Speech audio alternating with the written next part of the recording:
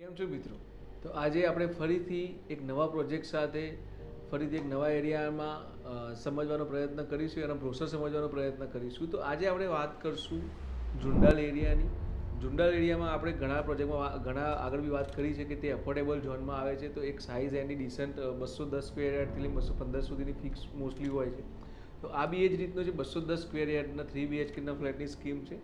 Madhuram ગ્રુપનો project છે. Madhuram prime કરીને પ્રોજેક્ટનું નામ છે. મધુરમ ગ્રુપ ઓલરેડી 10થી 12 પ્રોજેક્ટ ઓલરેડી ડિલિવર કરી ચૂક્યું છે અને બહુ જ સારું રેપ્યુટેશન છે એમના એરિયામાં.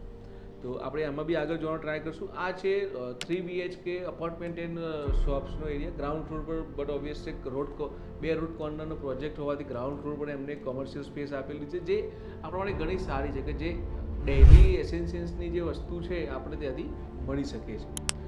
માત્ર 2 જ બ્લોકનો પ્રોજેક્ટ છે, મતલબ ઓછા લિમિટેડ યુનિટ, મતલબ આપણને સારી લોકાલિટી, સારી ઓડિયન્સ મળી રહે છે.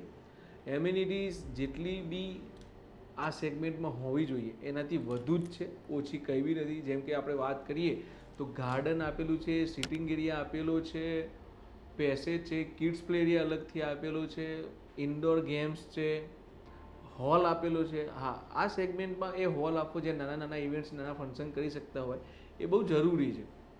તો બધું જ એમને આપવાનો ટ્રાય કર્યો છે. એ અને બી બે જ બ્લોક છે. તો આપણે દરેકને એક લેઆઉટ સમજવાનો ટ્રાય કરશું.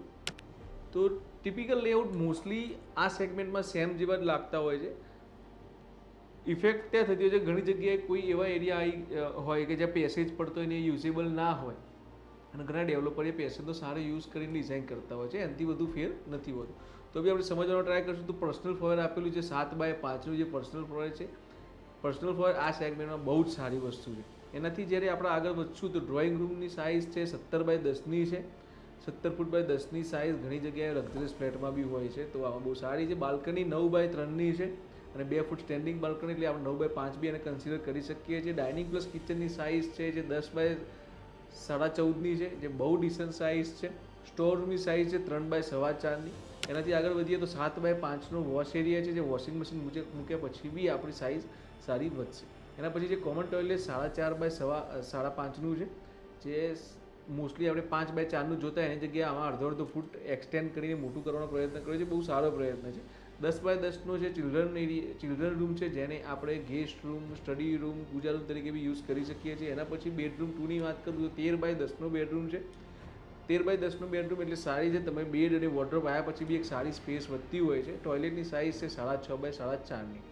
એના પછી આપણે સૌથી મોટા રૂમની વાત કરીશું તો એ 15x10નો બેડરૂમ છે, જે આ સેગમેન્ટમાં સૌથી મોટા બેડરૂમ મેં જોયા છે. મેં કોઈ બી પ્રોજેક્ટમાં 15x10નો આ સેગમેન્ટમાં બેડરૂમ જોયો નથી. તો એ બી બહુ સરસ છે. અને એની બી ટોયલેટ સાઇઝ છે 6.5x4.5ની. બહુ જ સારું લેઆઉટ છે. બહુ સ્પેસ સારી રીતે યુટિલાઇઝ કરી છે. કોઈ બી સ્પેસ એવી નથી કે જે અનયુઝેબલ છે ને એમાં મૂકવામાં આવી છે. તો બહુ જ સારો પ્રયત્ન છે. બે બેઝમેન્ટ પાર્કિંગ છે, બેઝમેન્ટ 2 અને બેઝમેન્ટ 1.